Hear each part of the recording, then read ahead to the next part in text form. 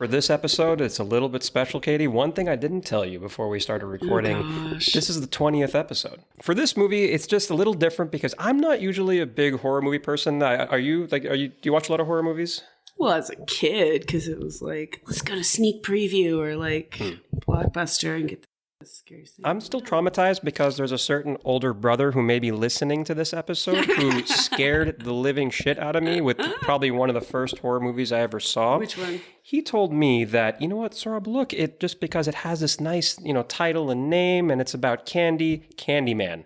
Oh. I mean, our parents were out of the house. He was watching me. We rented a movie. We went to Blockbuster and he picked that movie and he's like, yeah, don't worry, we'll be fine. I couldn't look in the mirror for like a month. Really? He scared the hell out of me. I was a little kid. The one that scared me was Hellraiser at like 9. Mm-hmm. And I'd be like, wow, this is really fucking cool, Mom. And she's like, you're not supposed to watch it. And I'm like, as a kid, naturally going to Blockbuster and perusing the aisles of the horror movies were like ideal, you know? And it's like, could you get your hands on one before it's gone? So yeah, anyways, loved it. I'd say my mother always watched old movies. So for me, scary movies were like the original Hill House, Rosemary's Baby. Like, I'm still never going to be over that. I mean, like for horror films, like I'll like them if it's more of a psychological thriller, psychological thriller horror. is a different word. Thriller is psychological. So that's why I say horror movie. I think of slapstick. So like, I think of Dumb and Dumber as far as slapstick when I think of. I'm trying to imagine Dumb and Dumber as a horror movie right now. God, I know, right? Like an older horror movie I'm thinking of, I remember Village of the Damned. That scared the hell out of me. I remember Children of the Corn. Children of the Corn, for sure. I mean, look, John Carpenter, like these type of things. Oh, like, yeah, he ruled. Well, the other one too, like, okay, if you want to like move it up to like the 2000s, like Saw. When the first Saw came out, I liked that one because it was original. It was graphic, but it was, before it became like Saw 2, 3, 4, 5, 6, 7, like that. Then I'm just and like, all right. Grudge and like all this stuff. Yeah, well, the original Grudge was really good. Same point. But see, yeah, same point. Because then it's like just all right. We're testing ways to have the makeup department and practical effects team. How can we push and be different? I think one thing the audience is going to hear pretty soon is that we have differing opinions on this movie, but one thing I think we can agree on for the film we're going to talk about today is this is not your typical horror movie. No, it's not. It's not. It's emotional. To me, it's more a psychological thriller. I think they advertise it as this like frightening boogie woogie, like got this like big, like I feel like a big shadow comes over you like in a Disney movie when I mentally think of it. And then I think about the actual movie and it's just like, nope. And for this one, definitely because we have a lot of thoughts on this one. We need to get into particulars about it. So this is going to be a spoiler review. The movie we're talking about today is The Black Phone. Let's talk for a minute.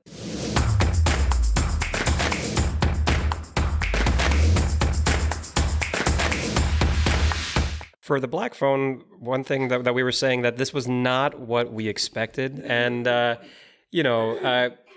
on this one, Katie, when you're going to see a horror movie and, you're excited, you're looking forward to it, like, what are you expecting? In a horror movie? In a horror movie. It did deliver pieces of that. A horror movie, I think of a lot of makeup, a lot of props, a lot of visual, maybe not necessarily special effects, but visual effects, visual, learning. Like you could put it on mute and like watch the whole movie. This movie, listening to it is going to make a great deal of difference than if you put it on mute in the background and watch it because you can do that. But yeah. I mean, like for a horror movie, I want definitely the good jump scares. I want practical effects that, are going to be definitely creepy, a little bit out there. Yeah. Not for the sake of just doing it, but it serves a purpose, the scare. You know what I mean? There wasn't as much of it, but I still liked it because the moments that it did appear, I felt the jumps and the scares were effective.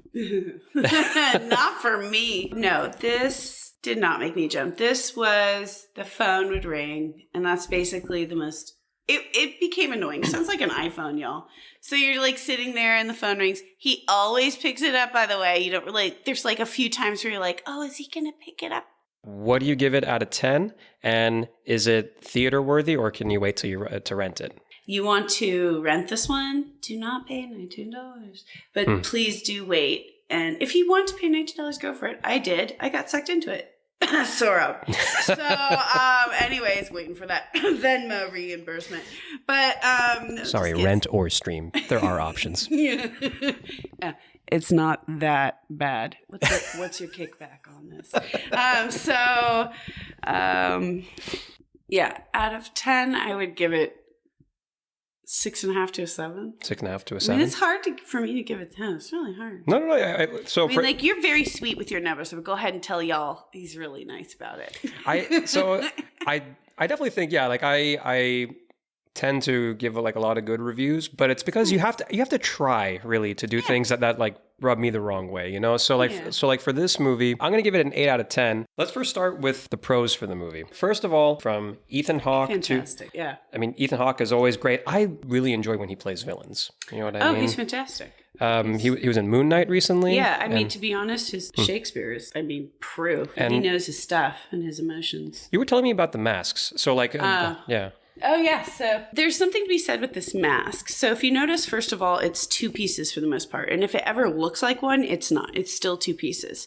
So to me, I want you to think of this mask and remember that it represents the beast in him, the beast in the basement. This just like basic but very horrific character. Now, as you're looking at this mask that I'm sure you've all seen in this advertisement, look at that mask and notice there's a smile, and in the movie there's sometimes a frown. But Ethan has mentioned how there's never 2 of the same masks or never 2 of the same, I guess you could say, setups on the face. I feel when you look at this mask, everybody, notice often when he takes the bottom or the top off, and what is he doing when he's doing that? If you notice the first time you see him with only the mask on, the bottom has nothing. And to me, that means the rage completely took him over. He took the kid. He knows what he did. So the rage is inside him right now, but he doesn't know what to do yet because the little boy hasn't acted in the ways he wants or not wants yet. And, he's trying his best not to act that way, in my opinion, mentally. And then you see him in the corner watching him in the middle of this movie, and he's got those eyes again showing, and they're teary. And so to me, it makes me feel like eyes are the gateway to the soul. The soul is, I believe everyone has a good heart ultimately. So it becomes kind of emotional. And to me, as soon as you see that, you can see as if he has tape over his mouth and he can't take it off. He can't help himself. And if you notice, he gets even more like offended. You can tell it's more like an ego thing when he leaves that scene. And you still are like, again, no backstory as to why that pisses him off. That is something that does keep you in this movie. And you don't ever get to find out what drives him. Yeah.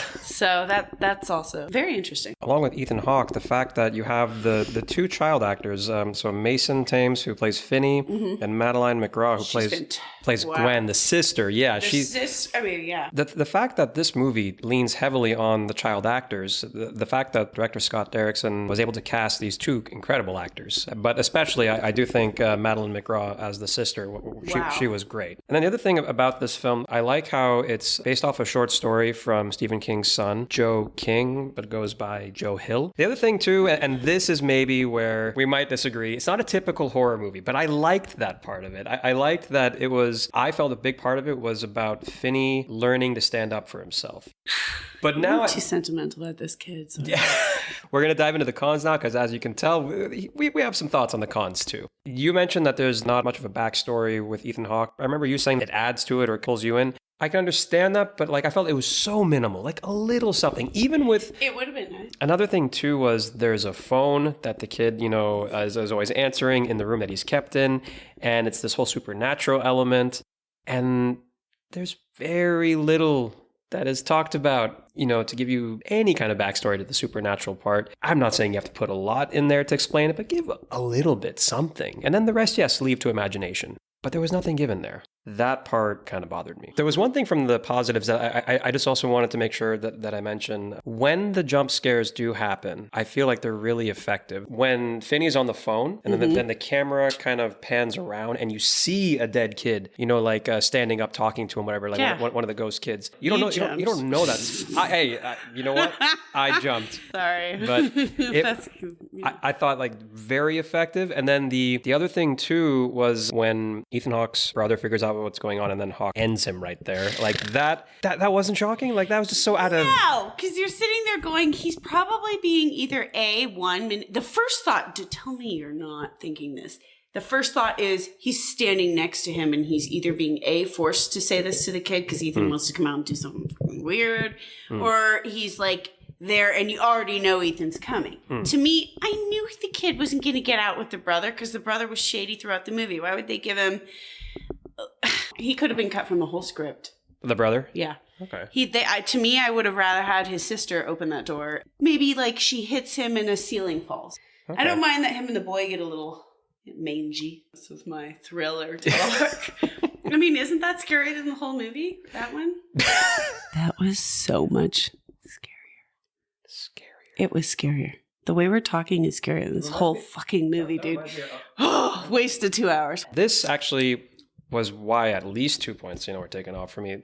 There's a whole part in the beginning where I feel like they gloss over this whole thing of the kid's dad is basically abusing and beating the shit out of them.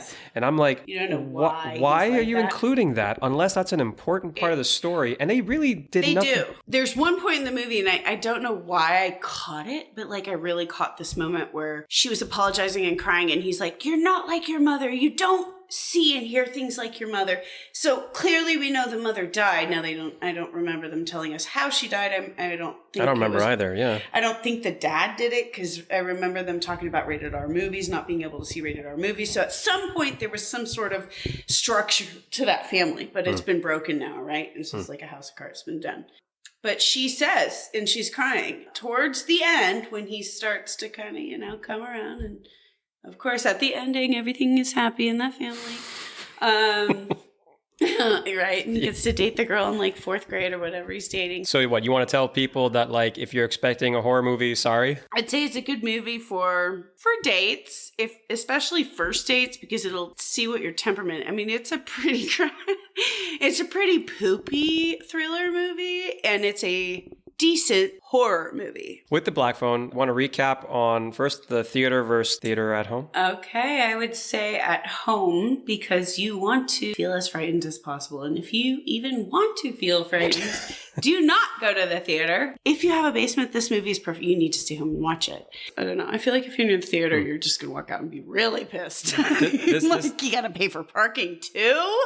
Huh? This is not one you have to see in the theater. I think at home is fine. And as you said, like for the type of story movie you're seeing, it's more effective to see it at home. The ambiance is dead spot on. Yeah. And that's another thing that they're going to be able to reel the cash in, and it's going to be a reason why it has high Rotten Tomatoes and rental rates. Now, mind you, 10 is like, I'm not going to give listings. All of you have your versions of a 10. For me, this is not a 10, okay? No. This is will keep you enticed. I'll give you that. It's not completely boring. But I'll give it a 7. I'm gonna stay with the 8, but I will admit it's a generous 8 for sure. He's getting kickbacks. Well, yeah. But no, I just want to say, Katie, again, thank you for being here. Like, this is the 20th episode, but the thing is, you know what? 20th episode or not, we got to do more of these episodes for sure. That's been the Black Phone. I hope you all do check it out. Thank you for listening.